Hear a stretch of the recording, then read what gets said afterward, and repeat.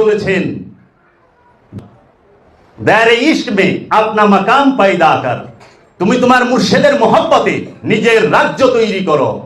ये खुदी ना बेचे गरीबी में नाम पैदा कर, তুমি তোমার এই খুদিটাকে বিক্রি কইরা গরিব নিঃস্বের খাতায় নাম লেখাও, নাম পয়দা করো, সৃষ্টি করো। তখন কি করবে তোমার মাসুকা? তেরি তারিক আমিরি নাহি ফকিরি হে, তোমার রাস্তা বড়লোকি না, বাদশাহী না, আমিরি নাহি ফকিরি।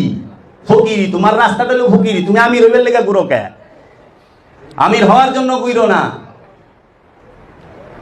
এই নফসকে আল্লামা ইকবাল বলেছে, তুমি তোমার খুদিকে এত উন্নত করো যে খুদা নিজে আইসা তোমাকে জিজ্ঞেস করে, বাতা তেরি ইরাদা ক্যা হ্যায়, যে তোমার খুদা আইসা তোমাকে জিজ্ঞেস করে, বলো তুমি কি চাও আমার কাছে।